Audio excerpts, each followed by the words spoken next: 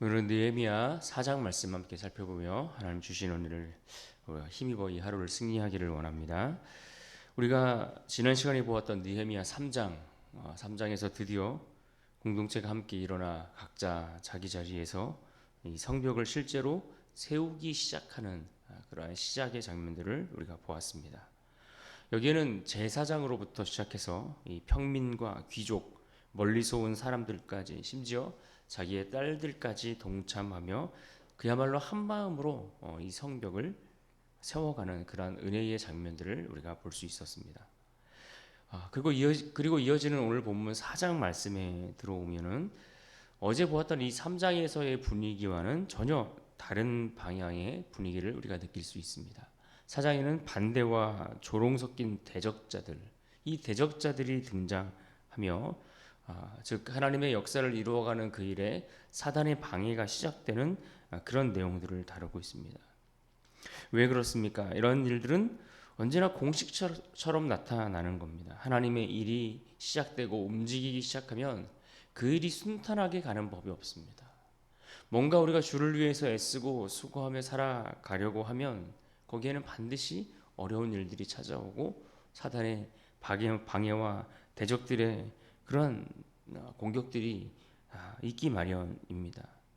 따라서 우리가 가정을 회복하려 하고 또 영적으로 교회를 세워가고 재건해 가려고 하고 그렇게 뭔가 우리가 신앙과 믿음에 있어서 결단을 하고자 할 때, 특히 우리가 이렇게 연말이 되어서 뭔가 내년 한 해를 시작하기 전에 우리가 새롭게 다짐하고 결단하고 뭔가 우리가 애를 쓰고자 할 때에, 그럴 때 늘 우리에게 시험과 조롱 또 대적자들이 찾아와서 우리를 낙심케 할 만한 일들이 벌어질 수 있다라는 사실을 우리는 알고, 우리는 여기에 맞게 또 단단히 잘 준비할 수 있는 그런 믿음의 성도들이 되어야 할 것입니다. 오늘 본문 느헤미야 4장 말씀은 이처럼 하나님의 일을 세워가는 사람들이 그저 막연히 버틸 힘이 필요한 것이 아니라 진짜 실제로 그렇게 대적들이 공격해 올 때 그들을 맞서 싸울 수 있는 힘을 길러야 한다라는 것을 우리에게 가르쳐 주고 있습니다. 그런 의미에서 오늘 본문을 통해 깨닫는 중요한 원리가 있는데, 하나님의 일을 세울 때에는 반드시 기도와 함께 그것을 감당하고자 하는 사명과 또 그에 대한 실천, 이것들이 함께 동반되어야 한다라는 것을 우리는 배울 수 있습니다. 예루살렘의 성벽이 이처럼 재건이 시작되자 산발랏이 크게 분노했다라고 말씀합니다. 오늘 그래서 본문 1절은 이렇게 시작합니다. 산발랏이 우리가 성을 건축한다 함을 듣고 크게 분노하여 유다 사람들을 비웃으며, 여기서 분노했다라는 이 단어를 보시면 불타오르는 분노의 상태, 불타오르는 분노의 상태를 지적한 그러한 표현의 말씀입니다. 그만큼 이 예루살렘의 회복이 오늘 본문에 등장하는 대적자들에게 있어서 정치적으로나 군사적으로 큰 위협이 되었다라는 그런 의미입니다. 그렇다면 이 본문을 비롯한 이 성벽을 재건하는 일에 방해하고자 나섰던 이 대적들, 그들은 주로 어떤 이들이었습니까? 주로 먼저는 산발랏이 등장하는데, 이 산발랏은 당시 사마리아를 관리하는 총독이었습니다. 또 도비아는 산발랏의 지휘하에 있었던 암몬 사람이라는 정도를 우리가 알 수 있고, 또 이 아라비아 출신의 게셈, 그리고 블레셋 지역에 남은 도시 가운데 하나인 이 아스돗 사람들이 이스라엘의 대적자들로 등장합니다. 이들은 단순히 놀리는 사람들 정도로 등장하는 것이 아니라 이스라엘이 예루살렘이 회복되었을 때에 그 예루살렘 이스라엘 백성들로 하여금 자신들의 세력이 약화될 것을 두려워하는 그러한 정치적 반대자들이었다라고 그렇게 이해할 수 있는 것입니다. 그래서 그들은 오늘 말씀 속에 보면 비웃었다라고 합니다. 3절을 보십시오. 암몬 사람 도비아는 곁에 있다가 이르되 그들이 건축하는 돌 성벽은 여우가 올라가도 곧 무너지리라 하더라. 사단의 공격하는 방식들을 우리가 잘 들여다보고 연구하면 오늘 우리에게도 사단이 어떻게 공격해 오는지를 우리가 금방 쉽게 알아차릴 수가 있습니다. 오늘 본문의 대적들처럼 사단은 사람의 말을 통해 공격해 올 때가 많이 있습니다. 말로 공격해오는 그런 현장들, 우리가 그런 현장들을 실제로 오늘날도 많이 경험하곤 합니다. 기도할 때 사단이 우리 마음속에 심어주는 말들이 있습니다. 기도한다고 뭐가 바뀌겠는가? 그렇게 해서 내 가정이 회복될 수 있겠는가? 교회가 다시 살아나는 게 가능하겠어? 라는 식의 말들. 뭔가 우리가 주의 일을 위해 충성하고자 할 때에 자기는 일하지 않으면서 여전히 우리를 향해서 이런저런 말들로 우리의 마음을 뒤집어 놓는 그러한 자들이 등장할 때가 있습니다. 비꼬인 듯 조롱 섞인 말이 언제나 우리 귓가에 맴돌 때가 있습니다. 그래서 이런 조롱의 말들은 그저 우리의 손을 묶어버리는 정도가 아니라 우리의 마음을 묶어버리는 겁니다. 그래서 우리의 마음이 묶여버리면 어떻습니까? 사실 그 말 한마디가 뭐 눈에 보이는 것도 아니고 우리의 몸을 때리는 것도 아닌데 그냥 그 한마디에 우리는 마음이 묶여서 옴짝달싹하지 못할 때가 있지 않습니까? 그런 면에서 이 영적인 싸움이라는 것은 결국 우리의 마음을 잘 지키는 문제라고도 할 수 있을 것입니다. 사단이 우리를 그렇게 공격할 때에 우리의 마음을 잘 지켜서 그 생명의 근원이 거기서부터 나온다고 했던 그 말씀처럼 우리가 주의 일 끝까지 달려가는 일에 중단되지 않기를 주님의 이름으로 축복합니다. 그렇다면 이런 대적자들, 이런 사단의 공격에 느헤미야가 어떻게 방어를 할까요? 오늘 본문의 말씀을 보시면 이 느헤미야는 대적들과 말싸움을 하지 않습니다. 그들과 말을 섞으면서 이러쿵저러쿵 말로 대적하지 않는다라는 겁니다. 대적자들의 말로 하는 이 조롱에 대꾸하거나 말장난에 놀아나지 않습니다. 그렇습니다. 사단이 속삭이는 그 말에 우리가 같이 놀아날 필요가 없다라는 겁니다. 늘 주의 일을 방해하는 자들의 말에 우리가 끌려다닐 필요가 없다는 겁니다. 오히려 대적자들의 말을 무시하고 그는 즉시 하나님 앞에 나아갑니다. 오늘 본문 4절을 보십시오. 우리 하나님이여 들으시옵소서. 우리가 업신당함을 당하나이다. 업신여김을 당하나이다. 들으소서. 이 들으소서 쉐마라는 단어, 우리에게 너무나 익숙한 단어 아닙니까? 강한 탄원의 표현, 하나님 앞에 이 문제를 가지고 나아가는 겁니다. 주의를 방해하는 모든 대적들의 그러한 조롱 섞인 말들을 우리가 거기에 대응하며 하나하나 일일이 그렇게 싸우며 나아갈 것이 아니라 이 문제를 가지고 하나님께 판단해 주실 것을 부탁하고 나아가는 겁니다. 그런데 여러분, 그렇게 드려진 느헤미야의 간절한 기도 후에 실제로 어떤 일들이 벌어졌습니까? 오늘 6절 말씀을 보십시오. 이에 우리가 성을 건축하여 전부가 연결되고 높이가 절반에 이르렀으니 이는 백성이 마음 들여 일을 하였음이니라. 여러분 보십시오. 백성이 마음을 들여 일을 했다라고 했습니다. 그렇게 성벽이 연결되고 그 높이가 절반 정도 될 정도까지 공사가 많이 진행되었다라는 것입니다. 그러니까 이 느헤미야가 대적들의 말에 의해서 그 조롱 섞인 말들에 의해서 낙심하고 주저앉고 사람들이 다 손을 놓은 것이 아니라 그 대적들 앞에 그 문제를 가지고 하나님 앞에 나아가 느헤미야가 기도했던 그 일로 인해서 일이 멈춘 것이 아니라 도리어 손을 다시 움직이게 하는 힘을 얻게 되었다라는 겁니다. 백성들이 오히려 일어나서 하나님의 역사 가운데 더 힘있게 동참했다라는 겁니다. 여러분, 수많은 사탄의 조롱과 공격에도 불구하고 어떻게 일이 더 잘 이루어질 수 있을까요? 이게 영적인 원리인 겁니다. 주의 일을 할 때, 우리가 주의 일을 할 때 대적들의 공격에 움츠러들지 아니하고 오히려 그 문제를 하나님 앞에 가지고 나아가면 그 대적들의 방해에도 불구하고 일은 더 앞으로 힘있게 능력있게 전진해 나가는 겁니다.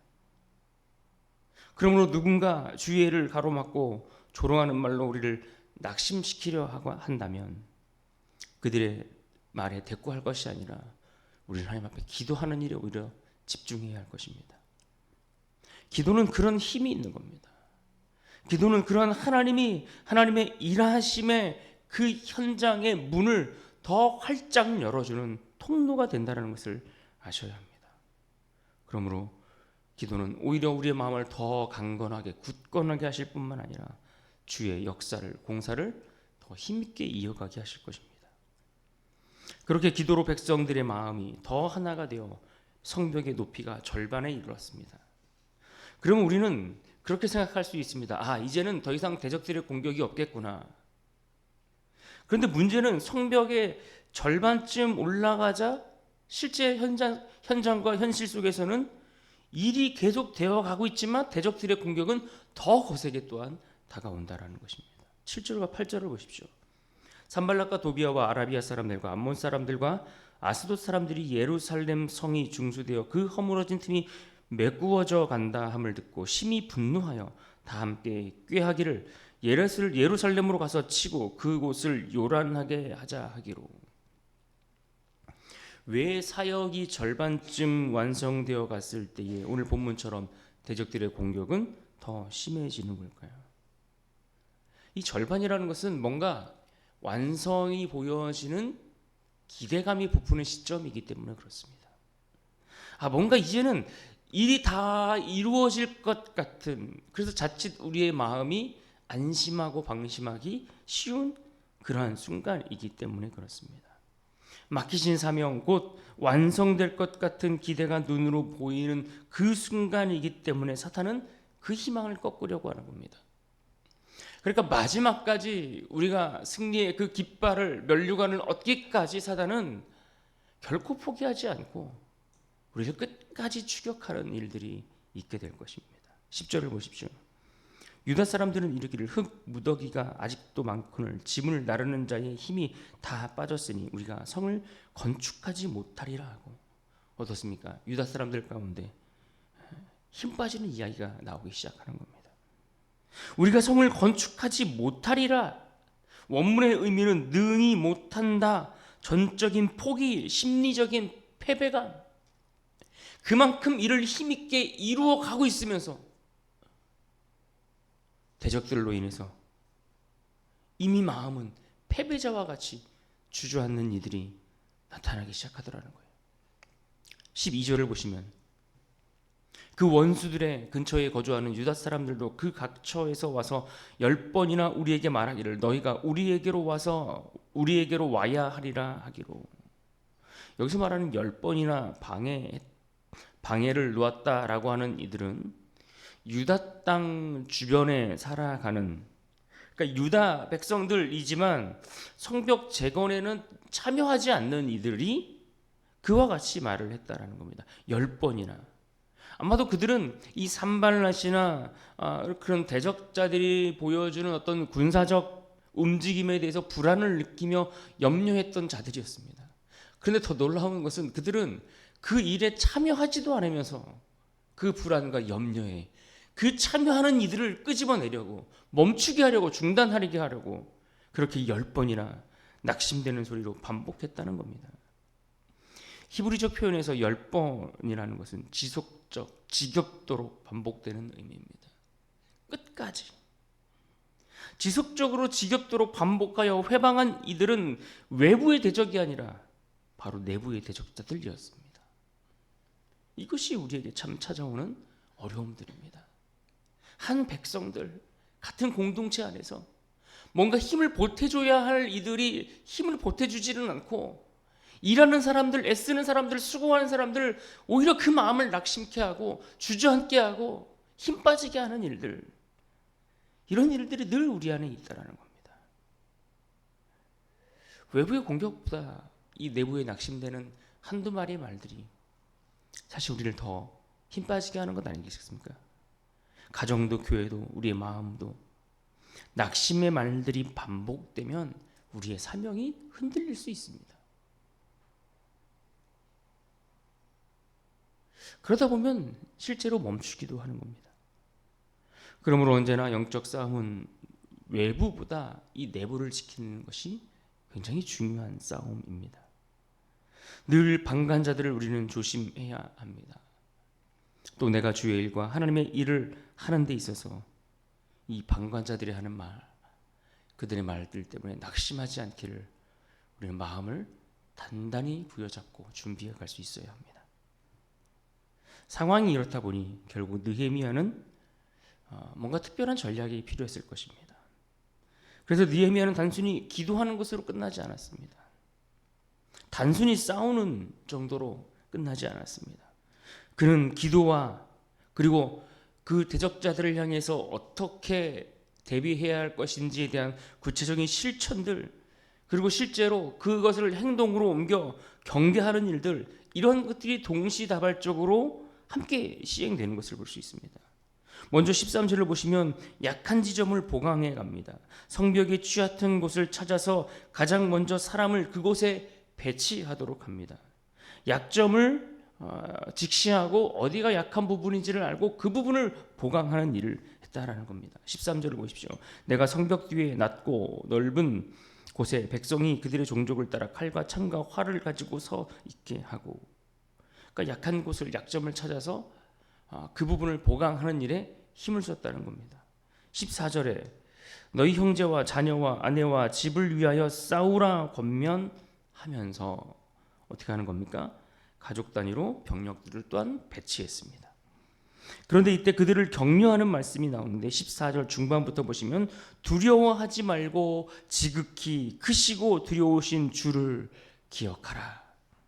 말씀으로 그들을 권면하며 일으켜 세우는 일들을 시작하고 있는 겁니다. 이 기억하라는 단어는 마음을 돌려 붙들라라는 뜻입니다. 마음을 돌려.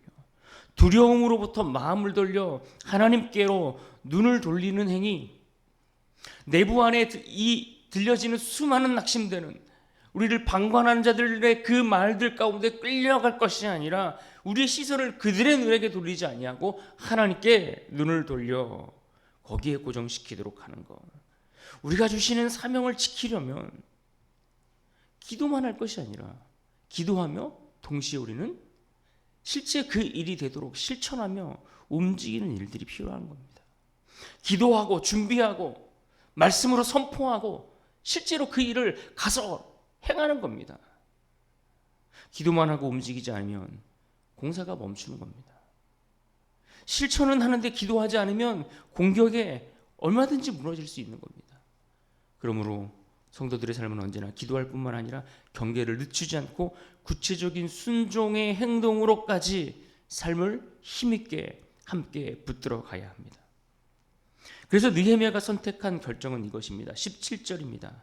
성을 건축하는 자와 짐을 나르는 자는 다 각각 한 손으로 일을 하며 한 손에는 병기를 잡았는데, 여러분 이 말씀은, 이 장면은 이 오늘 본문 4장 전체의 핵심이라고 할 수 있습니다. 한 손으로는 일을 하고 한 손으로는 무기를 잡았다라는 겁니다. 고대 근동에서 이 작업자들에게 칼을 차게 하는 것은 실제 전투태세를 갖추는 것을 의미합니다. 성벽의 높이가 낮았고 또 초기 공사에는 얼마든지 적들이 침투할 수 있었기 때문에 일과 전투가 동시에 이루어졌던 겁니다. 그래서 오늘 말씀을 계속해서 보시면 16절에 절반은 일하고 절반은 갑옷을 입도록 했습니다. 17절에 또 보면 한 손으로 일을 하며 한 손에는 병기를 잡게 했고, 또 18절로 20절까지 보시면 언제라도 위험을 알리는 나팔을 불어 서로가 함께 모아 대적들을 상대할 수 있도록 했습니다. 그리고 23절에 밤에도 옷을 벗지 않은 채 경계를 늦추지 않았습니다. 여러분 이것이 오늘날 성도들의 삶이어야 합니다. 한 손에는 말씀을, 한 손에는 기도를, 한 손에는 사명을, 한 손에는 경계를 늦추지 않고 우리가 해야 할 일들을 매일매일 반복해 가는 겁니다. 우리 일상의 일들을 힘들다고 그냥 멈춰서는 것이 아니라, 어렵다고 방해하는 이들이 있다고 중단하고 그냥 그곳에 내버려두고 기도만 하고 있을 것이 아니라 당연히 기도해야죠. 당연히 말씀으로 권면하고 다시 마음을 새롭게 가다듬어야 되죠. 그리고 멈추지 않고 오늘 할 일들을 해 나가는 겁니다. 어려운 사람들을 만나는 걸 피하지 말고, 불편한 사람들을 피해 도망다니지만 말고 당당히 해야 할 일들을 해 나가는 겁니다. 사단은 우리가 일하는 동안 공격하고, 우리가 기도하는 동안 방해하고, 우리가 잠자는 동안 우리의 심령을 파고드는 겁니다. 그러므로 성도는 일상에서부터 부지런한 일꾼이자 영적 전쟁에 대비하는 전사와 같이 살아가야 합니다. 이것이 이 마지막 시대에 우리가 취해야 할 자세인 겁니다. 그러므로 오늘 본문 4장 말씀의 교훈을 기억하며 특별히 본문 17절의 말씀을 붙들기를 원합니다. 17절 우리 같이 다시 한번 함께 읽겠습니다. 함께 읽습니다. 시작. 성을 건축하는 자와 짐을 나르는 자는 다 각각 한 손으로 일을 하며 한 손에는 병기를 잡았는데. 여러분, 이 말씀은 가정의 회복과 신앙의 회복, 그리고 교회의 회복이 왜 어려운지, 왜 공격이 따르는지, 그리고 어떻게 지켜야 하는지를 우리에게 분명하게 설명해 주고 있습니다. 오늘도 우리 앞에 우리를 넘어뜨리려는 대적들이 분명히 있습니다. 있지만 그러나 말씀처럼 한 손에는 기도와 한 손에는 사명과 한 손에는 주님 주신 비전들을 가지고서 일어나 오늘 우리에게 주어진 삶의 자리를 힘있게 살아감으로 하나님의 역사가 온전히 이루어지는 것을 맛보고 누리고 경험하는 우리 모두가 될 수 있기를 주님의 이름으로 축복합니다.